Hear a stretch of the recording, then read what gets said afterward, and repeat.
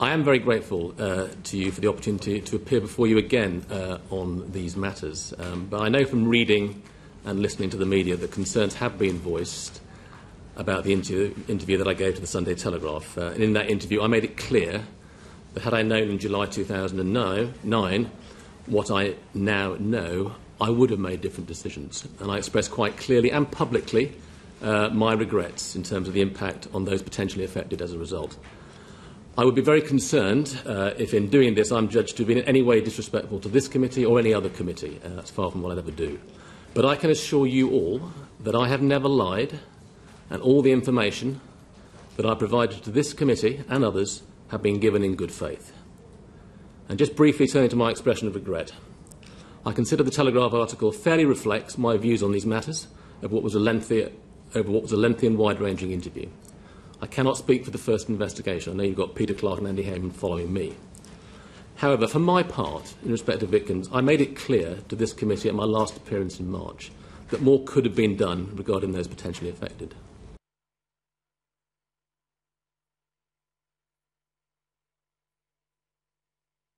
You've compared this issue to fraud. If, when dealing with a complex case such as fraud, you were faced with a business or an individual showing unwillingness to cooperate, would that not make you somewhat suspicious that they perhaps had something to hide, rather than to accept that you simply couldn't pursue it any further? I was not only suspicious, I was as certain as I could be that they had something to hide. What prevented you from taking that further? The law. In what sense? I think it's been explained many times before this committee that there was correspondence entered into between us and News International. The letters that were sent from the Metropolitan Police were put together in consultation with the Crown Prosecution Service. The replies came back through the lawyers acting on behalf of News International. And I know that the people, both from the CPS and from the Met at the time who were looking at this, were very frustrated at finding themselves in what they regarded as a legal impasse. But had the material been subject to exhaustive analysis, there may have been further grounds to pursue. As I've said, the only way, given the complete lack of cooperation from News International, the only way to get into this would have been to do an exhaustive analysis of all that material, and I've already explained that because of the range of other life-threatening activity that was going on at the time in terms of terrorist offences, I took the decision that this didn't justify it. It's just disappointing that for whatever reason, I'm sure you can appreciate, that the unwillingness of potential criminals to cooperate with a criminal investigation meant that prosecutions didn't happen. I know it sounds a slightly sort of banal point, that would you expect criminals to cooperate with the police? Well, no, of course you don't. But this is slightly different, and I don't mean to be flippant here from someone taking the lead off the church roof. This is a global organisation with access to the best legal advice, in my view, deliberately trying to thwart a criminal investigation.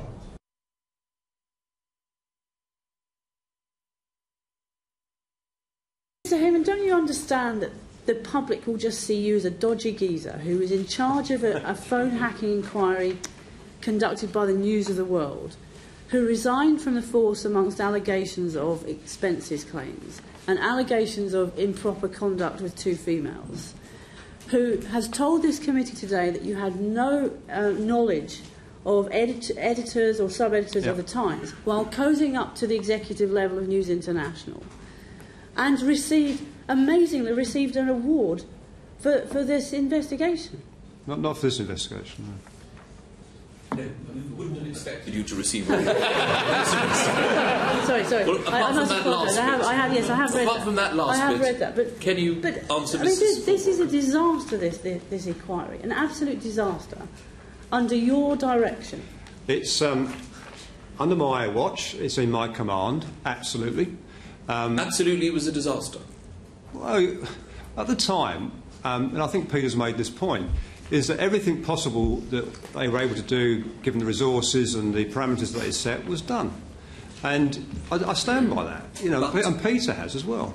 But now? Well, what we look right now, it looks very lame.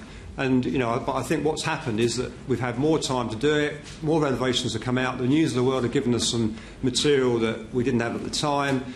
Peter's gone through the detail of the correspondence he had, and he decided, he was frustrated as a result of that correspondence. So, that's where we are.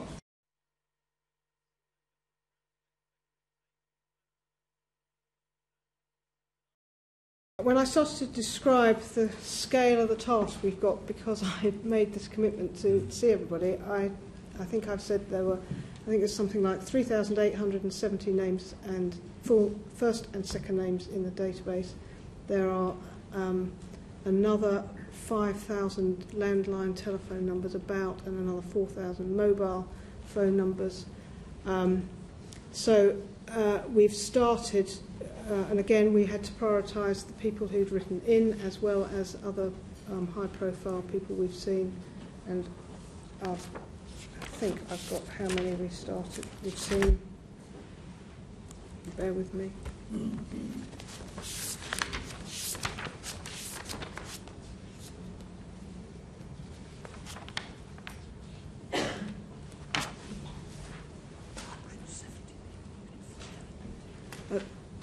Sorry to refer to the person that's dealing with this on a daily basis, but he tells me 170 people have been informed. So out of 3,870 names, 5,000 landlines and 4,000 mobiles, 170 have been contacted.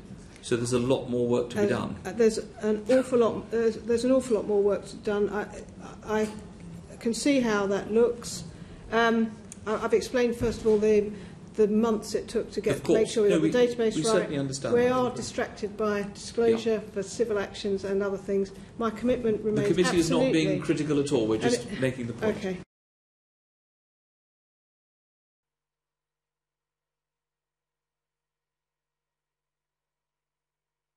Well, I think it's very sad and disappointing that the case was not dealt with more thoroughly, and all the officers involved feel the same way. Some felt that they should have had more resources, others felt they had lots of other things to do at the time, some had oversight but no responsibility.